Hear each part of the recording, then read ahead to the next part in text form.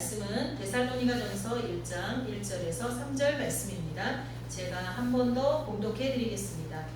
바울과 실로아노와 디모데는 하나님 아버지와 주 예수 그리스도 안에 있는 데살로니가인의 교회에 편지하노니 은혜와 평강이 너희에게 있을지어다. 우리가 너희 모두로 말미암아 항상 하나님께 감사하며 기도할 때에 너희를 기억함은 너희의 믿음의 역사와 사랑의 수고와 우리 주 예수 그리스도에 대한 소망의 인내를 우리 하나님 아버지 앞에서 끊임없이 기억함이니. 아멘. 지금 바울이 데살로니가 교인들에게 편지하면서 내가 너희로 인해서 기도할 때마다 감사한다 이렇게 이야기하고 있습니다. 그 이유는 뭐예요? 믿음의 역사가 일어나고 사랑의 수고가 있고 소망의 인내가 나한테 전해지고 있어서 내가 너무나 감사함으로 너희를 위해 기도한다 이렇게 말하고 있는 거예요. 저도 지성교회 성도들을 위해 기도할 때 성도들 안에서 믿음의 역사와 사랑의 수고와 소망의 인내가 있다는 것을 듣고 알고 느끼게 돼서 여러분을 위해 기도할 때 늘 감사함으로 기도할 수 있게 되기를 하나님 앞에 간절히 소망합니다. 아멘. 데살로니가는요, BC 315년에 카산더라는 사람이 창설한 도시라고도 나오고요. 네이버를 검색하면 또 다른 이름이 나와요. 근데 알렉산더의 이복 누이라고도 하고 자신의 이복 누이이며 자신의 아내인 카산더의 아내인 그 사람의 이름을 따서 데살로니가라고 도시를 세운 거예요. 그 도시는 마게도니아 지역의 수도였어요. 그리고 그거는 지금 현재는 그리스 북부 쪽에 좀 속해 있는 도시라고 볼 수가 있습니다. 우리가 사실 성지순례를 가면 이스라엘과 이집트를 많이 생각하는데요. 진짜 성지순례는 이스라엘과 이집트는 구약을 좀 느끼고 싶을 때 가고요. 신약을 느끼고 싶으면 이렇게 소아시아 쪽에 특히 터키 쪽으로 가야 우리가 제대로 된 성지순례를 할 수가 있거든요. 근데 그쪽 지역 중에 하나가 이제 데살로니가라고 볼 수 있습니다. 이 데살로니가 전서는 사도 바울이 데살로니가에서 복음을 전하고 세운 교회에 보낸 서신서입니다. 편지예요, 편지. 근데 바울이요 2차 전도 여행 때 빌립보 지역을 선교한 후에 남쪽으로 계속 향하면서 암비볼리, 아볼로니아 이렇게 거치면서 나중에 마게도니아 지방의 수도였던 데살로니가에 도착하게 됩니다. 이런 자세한 내용은 사도행전 17장에 나와 있어요. 여러분이 집에 가서 사도행전 17장 한번 이렇게 보시고요. 여러분이 가지고 있는 성경에 지도가 혹시 나와 있을지도 모르는데 이제 지도도 한번 찾아보시고 이렇게 보시면은 네이버 검색을 해도 그 신약 시대 지도 이렇게 해서 나오는 데도 있더라고요. 그래서 이렇게 보시면 그래서 이제 마게도니아 지역의 수도였던 데살로니가에 도착을 해서 새 안식일 동안 안식일이 3번 되는 동안 거기서 이제 복음을 전해요. 그리고 복음을 전하면서 그가 이제 후원도 받고 직업도 정하고 거기에 정착했던 일들이 나오거든요. 대충 학자들이 짐작하기를 적어도 서너 달에서 6개월 이상은 거기에 체류했을 것이다 라고 보고 있어요. 그래서 그 기간 동안 바울이 회당에서 이제 복음을 전해요. 그때 이방인들도 와서 듣고 하거든요. 근데 이 바울이 전도할 때마다 방해자들이 있었는데 주로 누구였을까요? 흩어져 사는 유대인들이었어요. 그러니까 유대인들이 디아스포라처럼 이렇게 막 여러 군데로 흩어져 살았거든요. 흩어져 살았는데 그 유대인들은 예수님을 안 믿잖아요. 그러니까 나중에 유대인 중에서도 예수님을 먼저 예수님의 제자라든가 예수님 당시에는 유대인들이 예수님을 믿은 거잖아요. 그렇게 예수님을 믿은 유대인들도 있지만 그렇지 않은 사람들도 많았어요. 특히나 흩어져 사는 사람들에게는 아직 복음, 예수님의 사건이 전달되지 않아서 그냥 그대로 구약만 믿는 유대인들도 많았거든요. 그리고 베드로는 국내에서 유대인들을 대상으로 복음을 전했지만 그래서 예수님에 대해서 이미 알고 있는 사람들을 대상으로 전했지만 이 바울은 전도 여행을 1차, 2차, 3차 다니면서 이방인들에게 복음을 전했거든요. 근데 복음을 전했던 곳이 주로 어디냐면 유대인들이 세운 회당. 유대인들은 10명만 있어도 회당을 세우니까 거기에 가서 복음을 전했어요. 그럼 유대인도 듣게 되고 이방인들도 듣게 되고 이렇게 혼합된 사람들이 듣게 되잖아요. 근데 역시나 유대인들의 심한 반대 때문에 거기에서 아주 급하게 베레아 지역으로 피신을 가게 됩니다. 피신을 가게 돼요. 그리고 이제 피신을 와 있다 보니까 이 바울이 그 데살로니가 교인들이 너무너무 걱정이 되는 거예요. 사실 교회가 제대로 딱 세워진 건 아니에요. 그냥 몇 개월 동안 복음을 전한 거예요. 근데 그들이 복음의 뿌리가 내려지기도 전에 이 바울과 바울 일행이 피신을 했잖아요. 그 사람들이 제대로 신앙생활을 하고 있을까? 너무나 걱정이 되는 거죠. 너무나 염려가 되는 거예요. 그래서 다시 데살로니가로 돌아가려고 노력을 했는데 뜻대로 되지가 않아요. 그래서 나중에는 결국은 아테네에 머무는 동안 도저히 참을 수가 없어서 자기가 믿는 제자 디모데를 여기에 데살로니가에 보내게 됩니다. 근데 보내고 나니까 뜻밖에도 이 디모데에게서 좋은 소식이 들려온 거예요. 그 소식이 구체적으로 뭐냐면 3장 5절에서 8절인데요. 제가 한번 읽어드릴게요. 사람이 자기 집을 다스릴 줄 알지 어디로 넘어가지? 3장 5절에서 8절. 이러므로 나도 참다 못하여 너희 믿음을 알기 위하여 그를 보내었노니, 그가 디모데죠. 이는 혹 시험하는 자가 너희를 시험하여 우리 수고를 헛되게 할까 함이니, 뭐예요? 내가 기껏 복음의 씨를 뿌려놨는데 이단들이 많았잖아요. 그들이 이 데살로니가 교인들을 시험해서 다 복음을 잃어버리지 않았을까. 그래서 할 수 없이 디모데를 보낸다, 그 얘기예요. 지금은 디모데가 너희에게로부터 와서 너희 믿음과 사랑의 기쁜 소식을 우리에게 전하고, 또 너희가 항상 우리를 잘 생각하여 우리가 너희를 간절히 보고자 함과 같이 너희도 우리를 간절히 보고자 한다 하니, 이러므로 형제들아, 우리가 모든 궁핍과 환난 가운데서 너희 믿음으로 말미암아 너희에게 위로를 받았노라. 그러므로 너희가 주 안에 굳게 선즉 우리가 이제는 살리라. 이 바울이 너무너무 노심초사하면서 기껏 복음의 씨를 뿌려놨는데 거기에 있는 사람들이 뿌리를 못 내리고 다 흩어져 버리지 않았을까. 너무너무 걱정했는데 이 소식이 들려왔는데 뭐 흩어지기는 고사하고 믿음의 역사가 일어나고 사랑의 수고가 있고 소망의 인내가 있고 그렇다는 소식을 들으니까 지금 바울 일행은 궁핍과 환난 가운데 있다는 거예요. 그런데도 이제 그 어려움과 고초가 하나도 괴롭지 않다는 거예요. 그 좋은 소식이 들려오니까. 여러분, 저에게도 이 바울에게 임한 기쁨이 임했으면 좋겠습니다.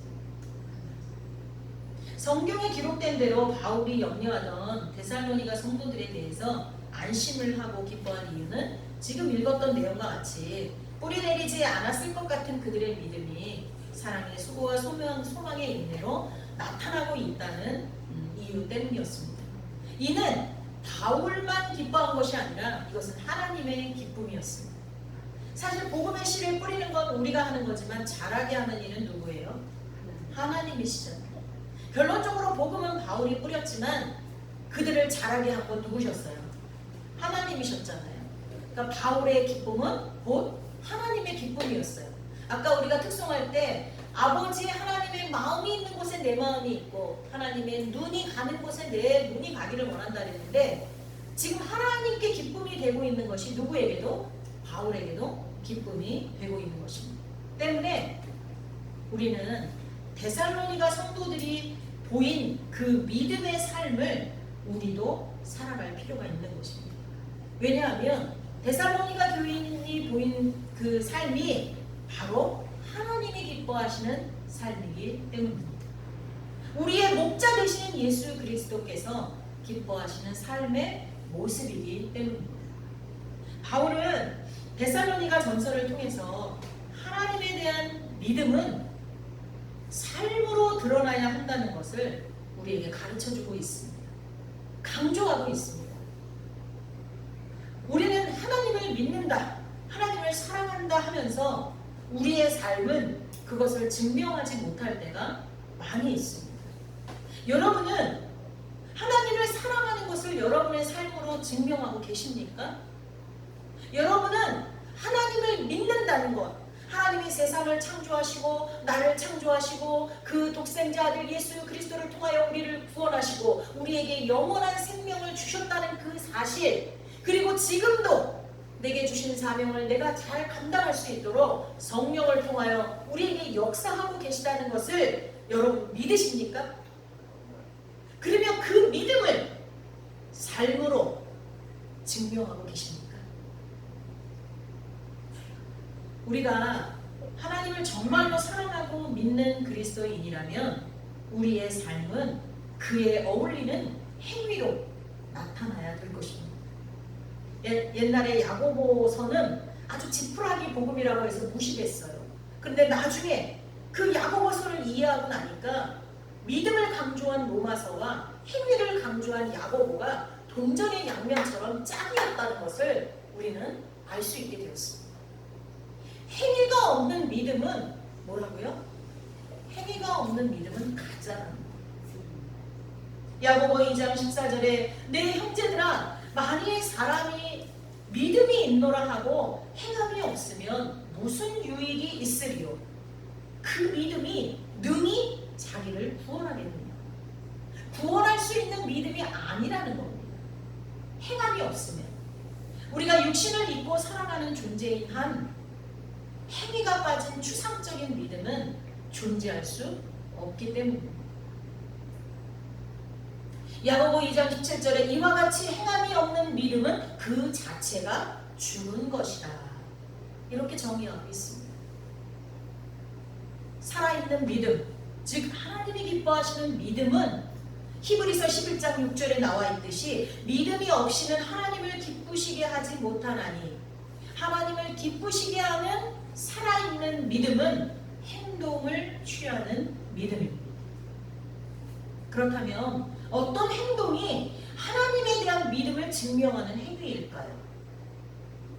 내가 정말 하나님을 믿습니다. 내가 정말 하나님을 사랑합니다. 라는 나의 고백이 어떤 행위로 나타날 때 그게 하나님께 증명이 되어지고 많은 사람들에게 하나님의 영광을 나타내는 빛이 될까요?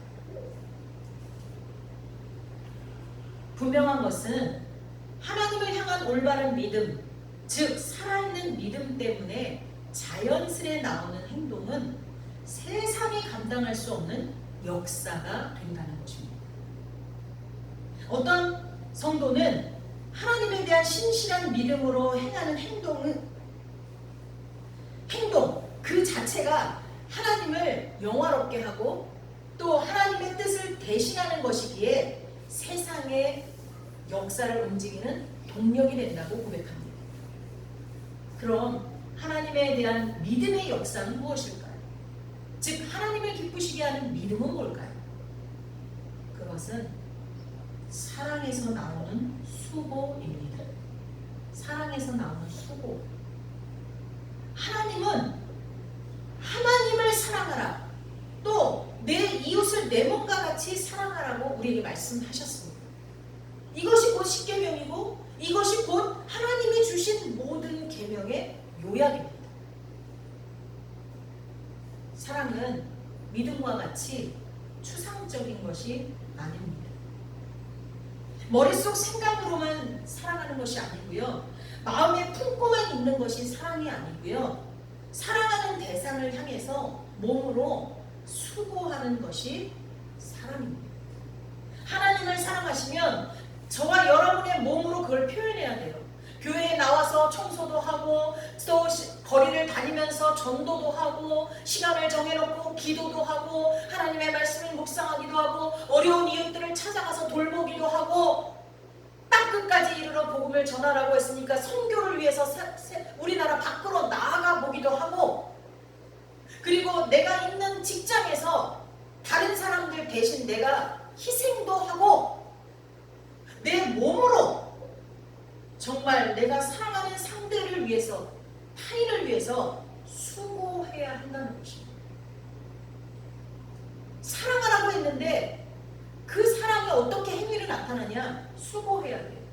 그를 위해서 내가 참고 또 참고, 그를 위해서 울고 그로 인해서 웃고 그에게 시간과 물질을 투자하는 겁니다. 움직여서 심부름을 하는 거예요. 부모가 왜 자식이 엄마 뭐 주세요 뭐 주세요 하는데 들어줍니까? 사랑하니까. 그래서 내 몸으로 수고하는 거예요. 자식이 왜 부모를 위해서 헌신합니까? 부모를 사랑하니까 내 몸으로 수고하는 거예요. 마찬가지로 하나님을 사랑한다면 하나님을 위해서 일해야 돼요. 예수님이 아버지가 일하시니 나도 일한다 한 것처럼요. 나도 직장에서 일하는 것도 돈 많이 벌어서 하나님이 기뻐하시는 일을 하려고, 내가 바보처럼 참고 인내하면서 누군가에게 희생하는 것도 하나님의 영광을 위해서, 나를 구원하신 하나님을 사랑하니까 그렇게 하는 거예요. 내가 아내를 위해, 남편을 위해, 자식을 위해, 부모를 위해 내 몸으로 수고하는 것이 사랑한다는 증거입니다. 수고는 하나도 하지 않고 내 몸을 희생하는 건 하나도 하지 않고 나는 부모를 사랑한다, 자식을 사랑한다, 형제를 사랑한다, 하나님을 사랑한다. 그건 위선입니다. 거짓말이에요. 몸을 움직여 그가 원하는 것을 가져다 주고 그가 원하는 행동을 하게 되고 사랑하기 때문에 희생하고 몸으로 섬기는 것, 그게 진짜 사랑의 결실입니다. 증거인 것입니다. 이것이 하나님에 대한 믿음에서 시작되어서 그의 명령대로 사랑하기 때문에 몸으로 수고하는 것, 바로 믿음의 역사입니다. 하나님이 기뻐하시는 믿음입니다. 세상을 바꾸는 동력입니다. 이것뿐이 아닙니다. 하나님에 대한 믿음이 확고한 사람은 예수님이 다시 이 땅에 오시겠다는 약속을 굳건히 붙잡고 있어야 합니다. 여러분, 예수님이 다시 오심을 믿으십니까? 아멘. 예수님은 부활 승천하시면서 우리를 한시도 혼자 두지 않겠다고 약속하셨습니다. 너희를 고와 같이 두지 않겠다. 그리고 그 약속을 지키시기 위해 지금까지 성령님을 통해서 우리와 함께 계시는 줄 믿습니다. 성령님이 우리 안에 내주되어 있지 않으면, 우리와 함께하지 않으면 우리는 지금처럼 살 수 없습니다. 지금처럼 주님을 예배할 수 없습니다. 세상 따라 흘러가게 되어 있습니다. 세상이 죄악 속에서 점점 어두워져 가고 있을 때 우리도 똑같이 그 어둠의 자식이 될 수밖에 없습니다. 근데 성령님이 우리와 함께 하시기에 우리는 빛의 자녀로 낮에 활동할 수 있는 것입니다. 그리고 또 그분이 약속한 대로 예수님은 이 세상 끝날에 심판주로 오실 것입니다. 저는 믿습니다. 그때 예수님을 구주로 영접하고 그분으로 인해서 구원받은 하나님의 백성인 우리는 예수님처럼 부활하여서 주님과 함께 영원히 천국에 살 것입니다. 그리고 그런 우리들 중에는 10고을을 다스리는 자도 있고 한 고을을 다스리는 자도 있고 면류관의 보석이 반짝반짝한 자도 있고 그렇지 못한 자도 있을 겁니다. 그거는 상급의 심판이에요. 구원은 받았는데 상급이 다른 거죠. 하지만 반대로 예수님을 믿지 않고 천국에 대한 소망도 없이 이 땅에 육신이 원하는 대로 육적인 것을 추구하며 살았던 자들은 너무나 불쌍하고 안타깝지만 지옥에 갈 수밖에 없습니다. 그들은 심판을 받게 됩니다. 이러한 천국에 대한 소망이 너무나 확실해서 이 땅에서의 슬픔, 아픔, 궁핍함, 억울함, 이런 것들은 얼마든지 참을 수 있다는 각오로 인내하며 견디는 것이 믿음의 역사입니다. 그리스도인이 세상 사람과 다를 게 뭐가 있겠습니까? 천국에 대한 소망 때문에 지금 현실을 견디고 인내하는 것, 참아내는 것, 그 가운데서도 감사하는 것, 이게 세상 사람과 다른 거 아니겠습니까? 때문에 우리는 하나님에 대한 믿음이 확실하다면 말과 혀로만 사랑하는 것이 아니라 행함과 진실함으로 해야 할 것입니다.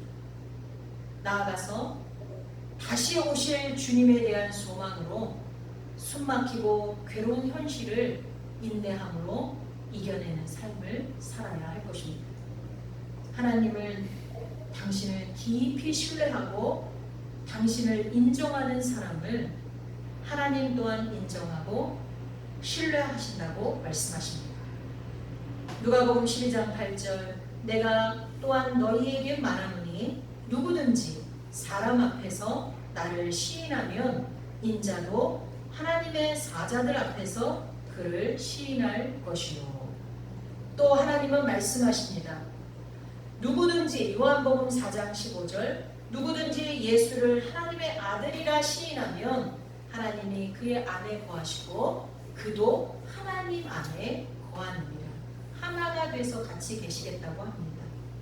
로마서 10장 9절에 내가 만일 내 입으로 예수를 주로 시인하며 또 하나님께서 그를 죽은 자 가운데서 살리신 것을 내 마음에 믿으면 구원을 받으리라 말씀하십니다. 하나님을 구주로 시인할 때, 예수님을 구주로 시인할 때 구원을 받는다 말씀하십니다. 말씀을 정리해 보겠습니다.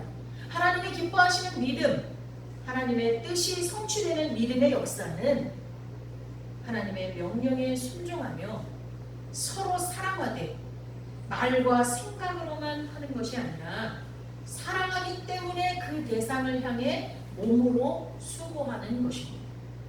그리고 하나님에 대한 깊은 신뢰로 인해서 다시 오실 주님을 맞이하기 위해 그 어떤 고난도 슬픔도 고통도 아픔도 인내로서 견뎌내는 것입니다. 이러한 행위가 믿음과 하나님 하나처럼 이러한 행위가 믿음과 하나 되어서 하나처럼 움직여질 때 그것이 하나님의 역사가 나타나는 하나님이 기뻐하시는 온전한 믿음일 것입니다. 이 믿음을 데살로니가 교인이 바울에게 보여줬기 때문에 바울이 모든 궁핍과 혼란 중에도 기뻐할 수 있었다라고 고백하고 있습니다. 우리도 어떠한 어려움 가운데서도 이 믿음의 역사를 이루어질 수 있도록 주님 앞에 이런 믿음을 보일 수 있는 저와 여러분이 되기를 예수님의 이름으로 축복합니다. 아멘. 기도하겠습니다. 주님, 나의 믿음이 감정적 믿음이 아니라 생각으로 하는 이성적 믿음이 아니라 몸으로 하는 사랑의 수고와 소망의 인내로 나타나는 진짜 믿음이 되게 하옵소서. 지금 우리의 삶이 죽고 싶을 만큼 기가 막히거나 도망치고 싶을 만큼 괴롭거나 그만하고 싶을 만큼 무기력하고 의미 없게 느껴져도 다시 오실 주님을 확실히 믿고 기대하는 마음으로 끝까지 견디며 인내하게 하옵소서. 너무나 미워 차라리 내 눈앞에서 없어졌으면 하는 사람이 내 앞에 있다고 한다면 그 사람이 나를 구원하신 예수님이라 여기고 사랑하게 하옵소서. 그 사람을 위해 그 사람이 좋아하는 것을 내 몸으로 수고하게 하옵소서. 시간이 지나 때가 되면 주님이 잘했다 칭찬하고 안아주실 것을 믿게 하옵소서. 예수님의 이름으로 기도하옵나이다. 아멘.